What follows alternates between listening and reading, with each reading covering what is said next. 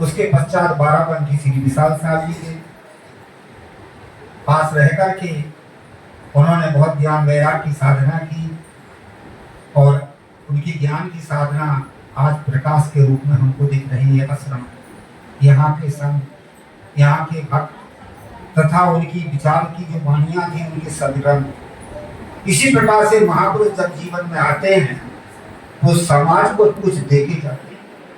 मैं तो कभी कभी कहा करता हूँ कि संतों से हमें क्या मिलता है। संतों से उनके अनुभव के विचार मिलते हैं और संतों के विचार सुनने से हमारे पास में आती सद्बुद्धि, और सद्बुद्धि के द्वारा जो भी हम जीवन में कर्म करते उसका नाम सत्कर्म, और सत्कर्म से ही आदमी को सुख मिलता है। इसलिए हमारे जीवन में सुख शांति का साधन एक सत्संग है, संतों की वाणी है, संतों का आधार है, और उस आधार को संत श्री शरण साहब जी ने लिया था। आज वो ऐसे स्थितिमान संत हुए, महापुरुष हुए, और आज भी उनके वाणियों के आधार पर हम आगे बढ़ रहे हैं। तो मैं बता रहा था कि संतों के द्वारा ही आदमी के जीवन का कल्याण होता है। सदगुरु कबीर की एक पंक्ति को लेकर के थोड़ी सी चर्चा करूं। सदगुरु श्री कबीर साहब जी ने बड़ी सुंदर बात कही। उन्होंने कहा कि सतगुरु वचन सुनो हो संतो, मत दीजे सिर भार, हो हजूर ठाड़ कहत हो अब तय संभर समान। संत महापुरुषों की वाणियों को सुनो, सिर में भार मत लो, कर्मों के विधाता तुम स्वयं हो, खुद समझो और खुद समझो और दूसरों को संभालो। कितनी गजब की बात। संतों की वाणियों को सुनो। प्रश्न होता है कि संतों की वाणियों को कैसे सुने। रामायण में बड़ा सुंदर प्रसंग आया है कि जब लक्ष्मण ने राम जी से प्रश्न किया था, ज्ञान क्या है, वैराग्य क्या है, माया क्या है, और उस प्रश्न के उत्तर देने के पहले राम ने बड़ी सुंदर बात कही थी लक्ष्मण से। क्या कहा था? थोड़े मैं सब कहा हूं बुझाई, और सुनहु तात मति मन चित लाई। मैं थोड़े से मैं तेरे को समझा देता हूं, बता देता हूं, परंतु कैसे सुनना? चित्त से सुनना, मन से सुनना, पर बुद्धि से सुनना, पर अहंकार से मत सुनना। ये चार चीजें हमारे अंतर्गत, चित्त, मन, बुद्धि और अहंकार। जब हम संतों की वाणियों को मन से सुनते हैं तो आनंद आता है। कहते कि आज सत्संग में बड़ा आनंद आया, मन लगा। जब हम संतों की वाणियों को चित्त से सुनते हैं तो चिंतन होता कि महात्मा अच्छी बात बता रहे हैं, और जब हम संतों की वाणियों को बुद्धि से निश्चय कर लेते हैं तो कहते हैं कि संत ने जो बात कही थी बिल्कुल 100% सही थी। और ये और है अहंकार। जब आदमी अहंकार से सुनता है तो कहता है कि इतना तो हम ही जानते हैं, ये चीज की यहाँ कमी रही, ये नहीं बता पाए। इसलिए संतों की वाणियों को चित्त से सुनो, मन से सुनो, बुद्धि से सुनो। प्रश्न होता है कि आप संतों की वाणी किस किस को सुनना चाहिए? मानव मात्र को सुनना चाहिए। संतों की वाणियों से बच्चों को अच्छे संस्कार मिलते हैं। संतों की वाणी सुनने से जवानों को सद्शिक्षा मिलती है। संतों की वाणी सुनने से वृद्धों को सांत्वना मिलती है, और संतों की वाणी सुनने से महिलाओं में जागृति आती है। और संतों की वाणी सुनने से हमारे भारत में कई मतपंथ सिद्धांत बनी, सब अपने अपने मतपंथ सिद्धांत को ऊंचा बताते हैं। हमारे सिद्धांत में, हमारे मत में ही उनका कल्याण होता है। इन लोगों के यदि संतों की वाणी सुनने को मिल जाए निष्पक्ष रूप से तो क्या होता है?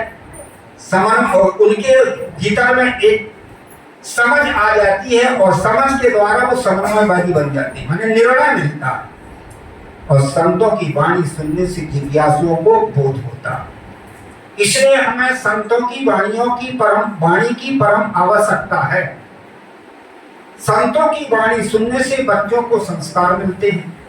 थोड़ी समय में थोड़ी बात को लूं। जब मानव शरीर में जो भी प्राणी आता है वो भक्ति, ज्ञान, धर्म और सुख संस्कार से आता है। जब संतों की वाणी मिलती है, अच्छी संगत मिलती है, अच्छी संस्कार मिलते हैं, तो वही महापुरुष एक महान बन जाता है। इसलिए संतों की वाणियों से बच्चों को अच्छे संस्कार मिलते हैं।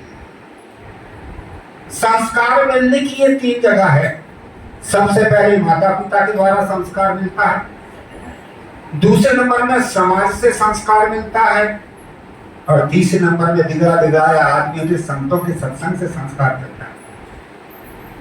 जहां माता पिता सत्संगी होते हैं वहां बच्चों को भक्ति और धर्म के संस्कार देते हैं।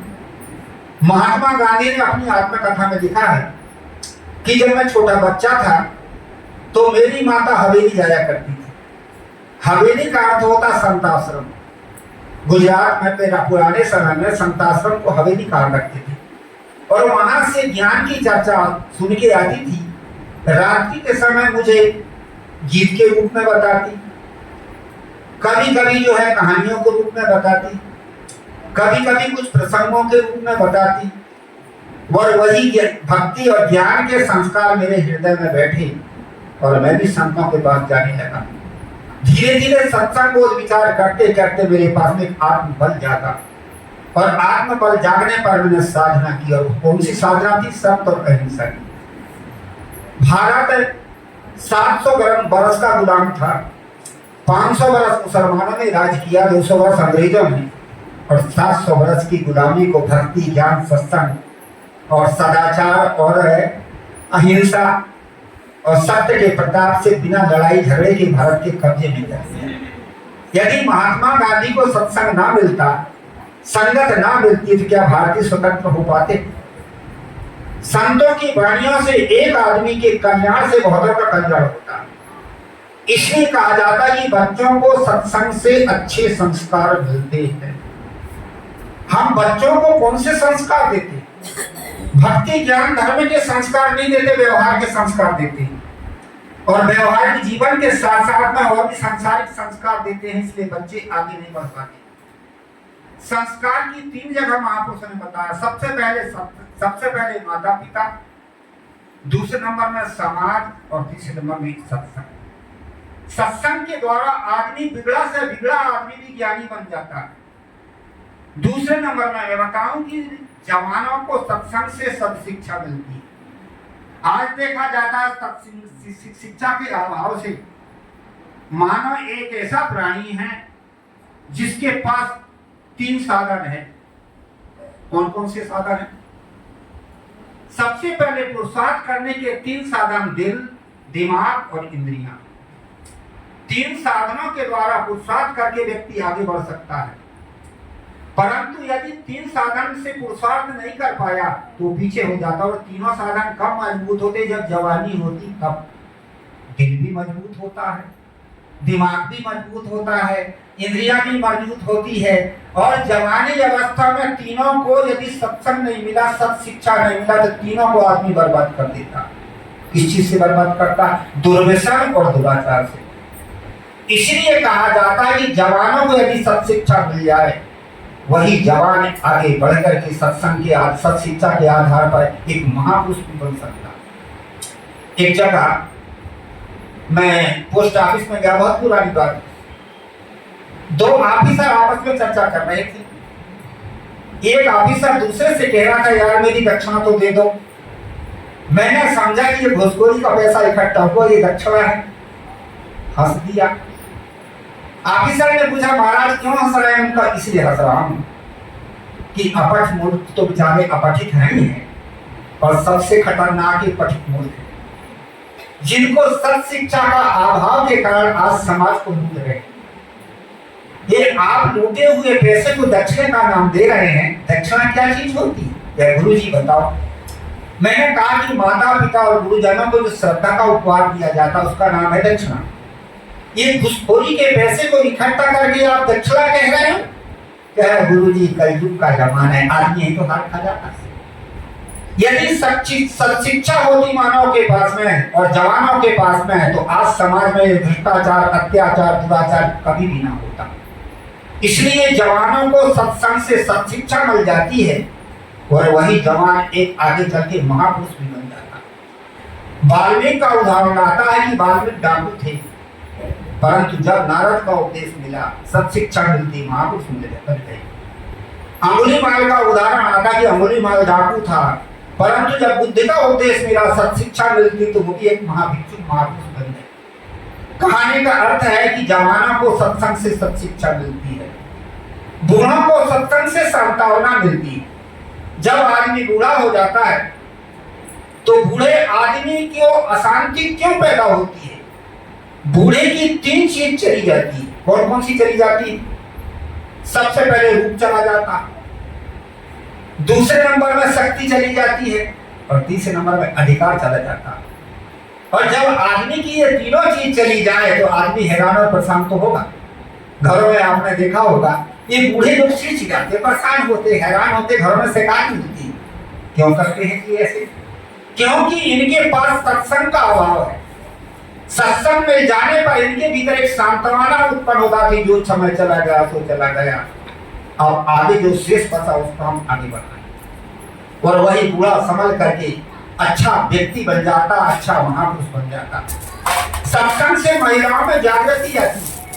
हमने महिलाओं को कमजोर बना के रखा, और जब सदगुरु कबीर साहब ने जगाया, उन्होंने पहले 600 वर्ष पहले ही कह दिया, क्या कहा? पंडित देख हृदय विचारी, वो पुरुषा को नारी। कौन पुरुष है कौन नारी? आत्मा स्त्री है ना पुरुष है, ज्ञान स्त्री ना पुरुष है, भक्ति स्त्री है ना पुरुष है। इसलिए भक्ति ज्ञान करने का सबको अधिकार है, नर हो चाहे नारी हो। और वो सभी गुरु कबीर साहब का शिक्षा आज हमारे देश का एक संविधान बना, और आज नर नारी को समान अधिकार मिला। इसीलिए शिक्षा से महिलाओं में जागृति मिलती है। तीसरे नंबर में संतों के द्वारा जो है महिलाओं को जागृति मिलती है, सत्शिक्षा मिलती है। और सत्संग से मतवादियों को निर्णय मिलता है। हर मतवादी अपने अपने पंथ को ऊंचा बताते, जब उनको निर्णय सही मिल जाता है तो सब एक समन्वयवादी हो जाते हैं, और सभी संप्रदाय में प्रेम और हृदय का भाव उदय होकर के बड़े प्रेमता प्रसन्नता से हम जिंदगी जी। और सत्संग से जिज्ञासुओं को बोध मिलता है। जो ज्ञान का इच्छुक है, जिज्ञासु है, उसको सत्संग के द्वारा बोध मिलता है। भक्ति हमारे पूर्व संस्कार से होती है। भक्ति के संस्कार होते हैं, पर भक्ति के संस्कार से हमारे भीतर जब जिज्ञासा पैदा होती है, हम गुरु की खोज करते हैं, और गुरु की खोज के द्वारा हमें बोध मिलता है। बोध हमारे प्रारब्ध में नहीं होता। गुरु के द्वारा जब ज्ञान मिलता है, गुरु के द्वारा जब शिक्षा मिलती है, गुरु के द्वारा वास्तविकता परखने में आती है, तब हमारे जीवन में बोध होता है। और जब बोध हो जाता तो आदमी पर इधर उधर नहीं भटकता। जब तक सत्य का बोध नहीं होता तब तक आदमी बाहर भटकता।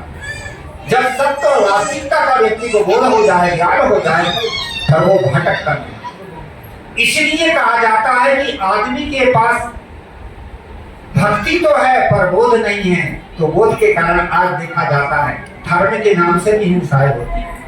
ये जो हिंसाएं हो रही है देवी देवताओं के मंदिर में, ये धर्म के नाम से ही हो रही है। इसलिए सतगुरु कबीर को कहना पड़ा, धर्म करे जहाँ जीव बदन है, अग्रम करे वो भाई, और जो तुहरा को ब्राह्मण कहिए तो काको कहिए कसाई। हमारे पास भक्ति है परंतु बोध नहीं है।